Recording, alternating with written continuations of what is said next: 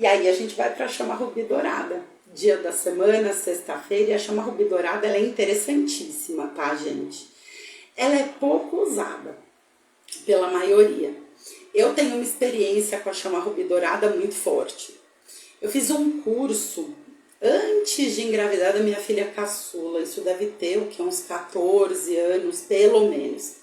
Era um curso de defesa energética.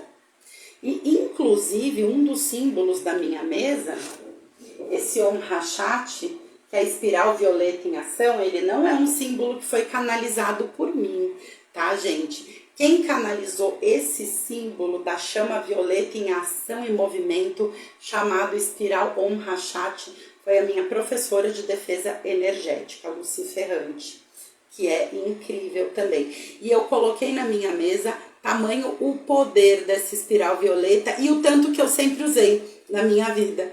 Ela fazia tanta parte da minha vida diariamente que eu não tinha como não trazer essa força. Mas enfim, com ela eu aprendi também que a chama rubi dourada, nesse curso, ela é uma chama extremamente cicatrizante e fortalecedora dos nossos órgãos e sistema.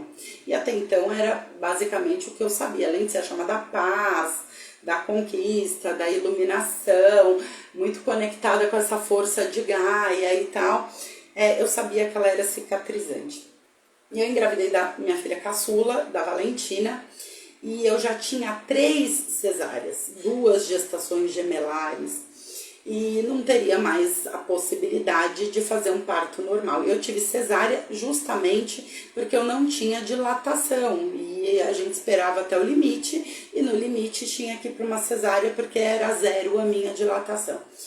Enfim, na gravidez da Valentina não tinha mais essa possibilidade, segundo os médicos, e existia uma preocupação muito grande.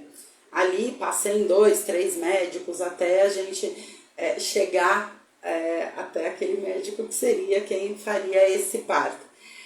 Mas existia uma grande preocupação em relação a como estaria esse útero, porque não teria como saber se tinha cicatrizes. O risco era num trabalho de parto ou, dependendo de como tivesse, até numa cesariana, esse útero de alguma forma romper e ter que fazer uma extração desse útero, até uma esterectomia junto com um parto, né?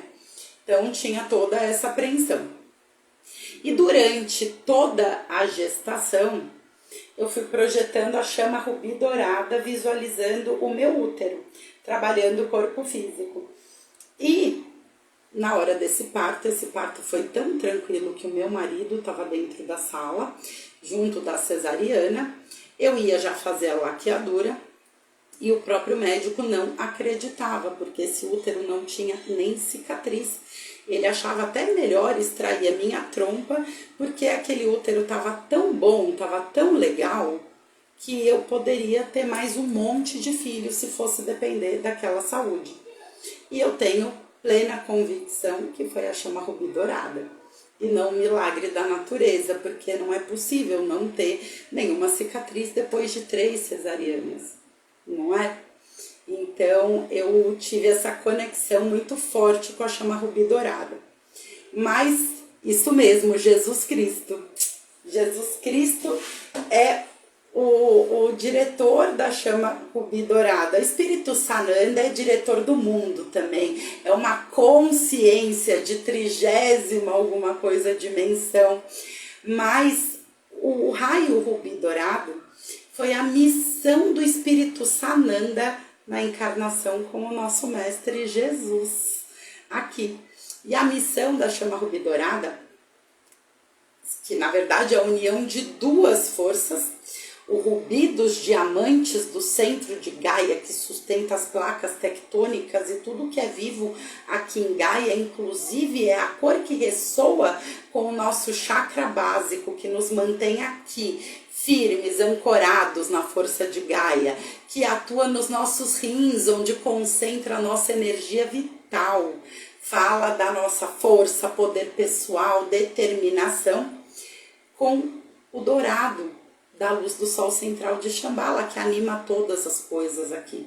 Então, trazer a paz universal e cósmica manifestada aqui em Gaia, aqui no plano físico, a missão do Espírito Sananda, que passou 2000 anos trabalhando, rebaixando a sua vibração para poder vir nessa encarnação como nosso amado Mestre Jesus e tentar trazer para a gente esse amor incondicional, essa paz manifestada aqui em Gaia. Mais de 2000 anos depois a gente está aprendendo ainda, né? Mas é uma chama que reúne assim duas forças imensas, Mestre Jesus e seu complemento divino, Mestra Nada.